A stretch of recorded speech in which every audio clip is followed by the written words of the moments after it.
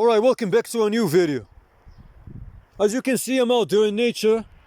You know, it's not the same place where I usually record in. I'm trying to change the place every now and then because it gets boring.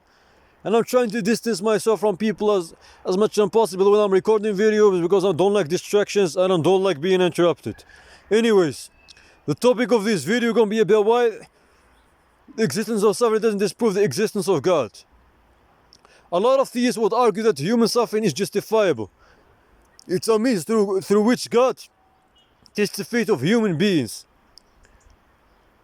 He tests them. He sees whether they're still gonna reach out to him, whether they're still gonna praise him, despite all the suffering. While human suffering is justifiable, what about animal suffering? But before we get to animal suffering, let's talk about some other points. A lot of theists argue that humans came to this life through their consent. They agreed to come to this life. But if it's really the case, why nobody remembers that? Why nobody remembers agreeing? I don't remember agreeing. You most likely don't remember too. Why nobody remembers that? So this is another point. Another point I want to make beside this point is, how do you distinguish from whether something is a punishment from God or a test from God? Okay, you might say, if a disaster or something bad like happens to faithful people, then it's a test. But if it's the same thing happens to non-faithful people, then it's a punishment. Right?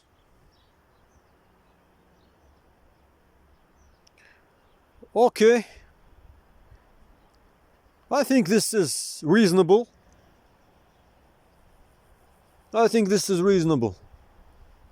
But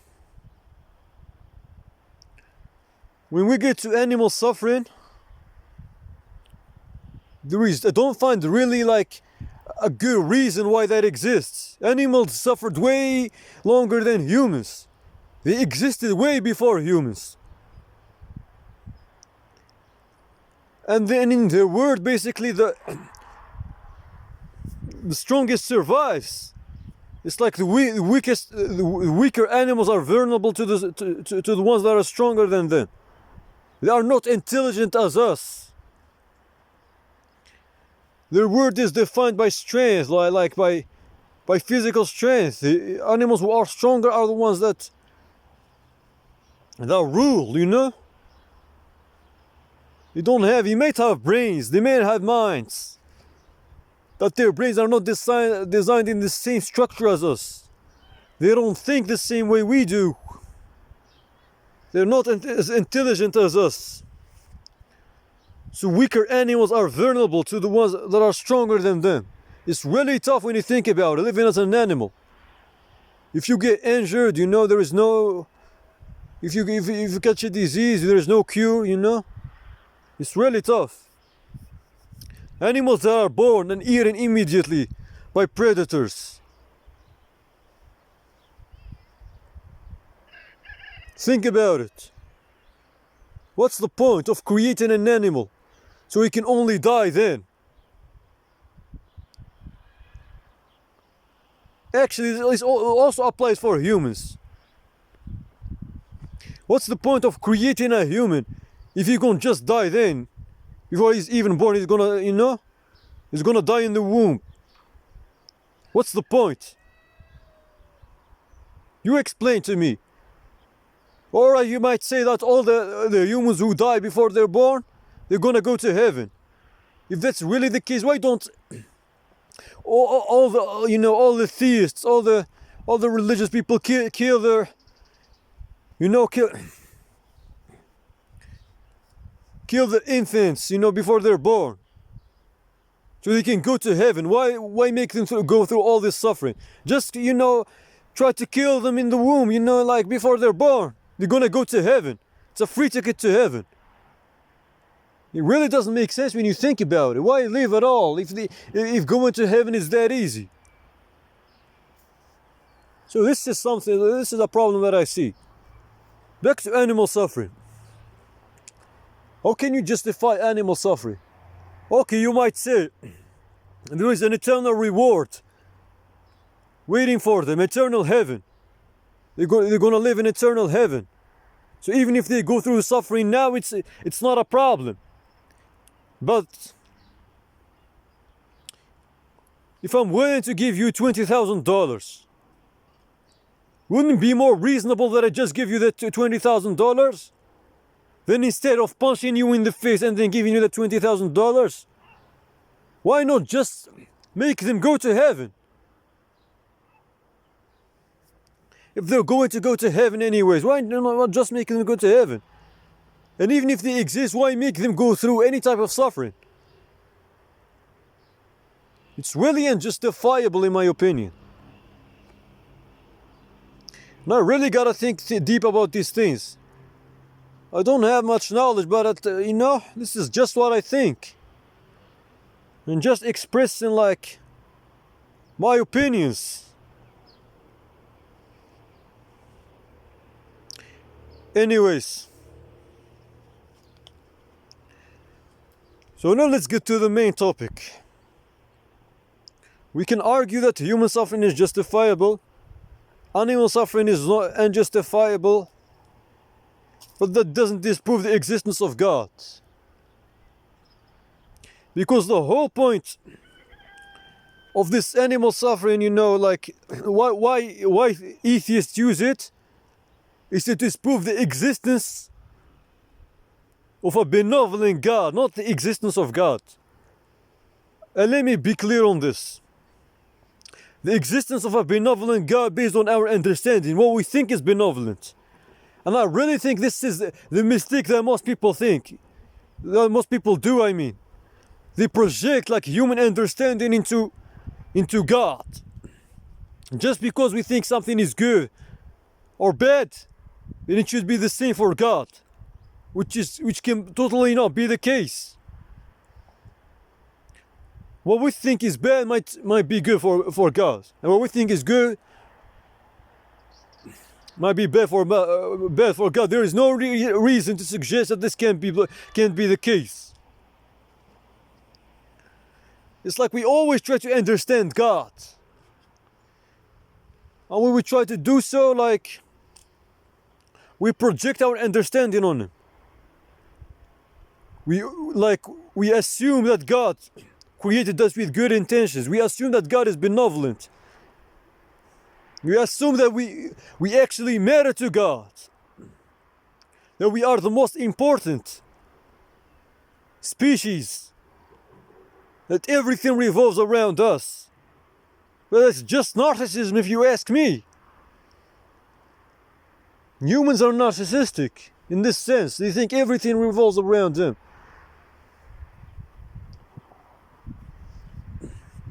Well, this is not true. I mean, just look like at the size of the earth compared to the size of the universe. We are absolutely nothing. We used to think that we are at the center of the universe.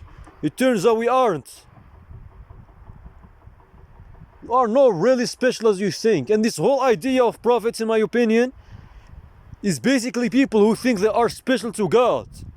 Because we have this instinct within us to think that we are better than the rest. To think that we are more important to God than the rest.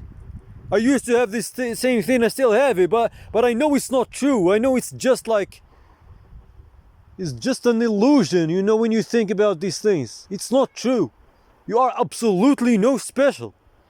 This whole idea of prophecy and stuff is when I really think about it, I think it's stemming from the fact that there are people who think that they are better than, like, God favored them upon the rest. But nobody's different, as it seems. God doesn't care about anyone. He probably creates, in my opinion, like, the deistic view of God aligns more. Like, it's more reasonable, like, aligns more with me than with the religious views of God. Because deists simply think that God is the creator and ruler of the universe, who created the universe and doesn't intervene in it. Which can completely be the case. How are you supposed to know if he doesn't intervene? You can't disprove his non-existence if he doesn't intervene. if he doesn't have specific characteristics. He can totally be in a spectator mode. God created the universe and he just spectates, see what happens. He doesn't interfere in nothing. How can you prove that's not the case? Right? You cannot prove this is not the case. So I think the deistic view of God is more reasonable than the religious view of God. But still, these concepts, like, when we try to, to disprove that God is benevolent and all this, we always project our understanding. And our understanding is not the absolute understanding. We project our understanding. It can totally, what we think is good and bad can totally not be the case with God. So this is a mistake that I think we all do. If we really go by this,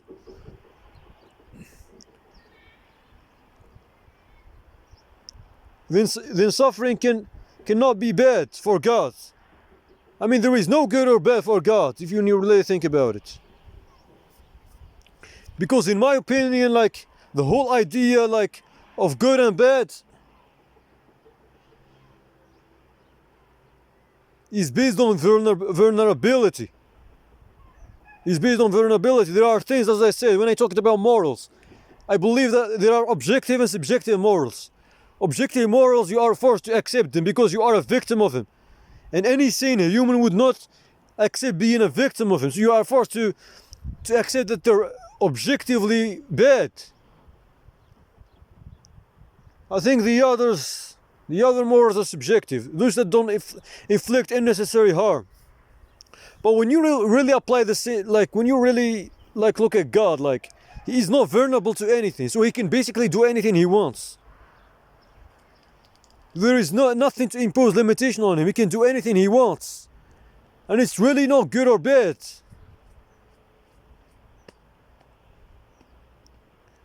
There is no such thing as good or bad. He's not vulnerable to anything. He can do anything he wants. Nobody can tell him whether something is good or bad. Good or bad only applies for humans. Like, this is what you gotta understand. Human, yeah. Good or bad only applies for you. There is no good or bad for God.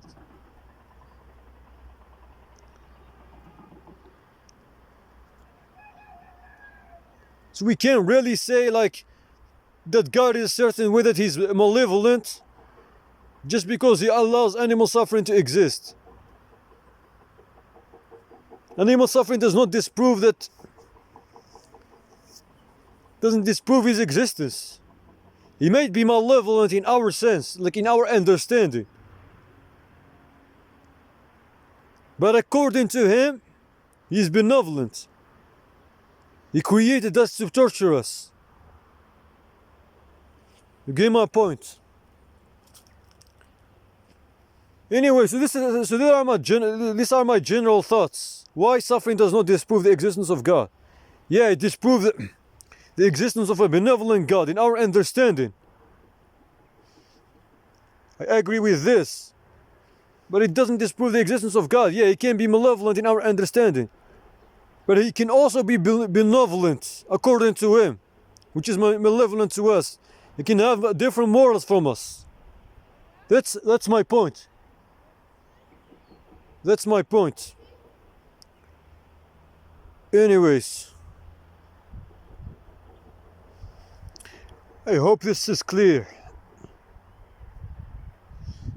I'm out.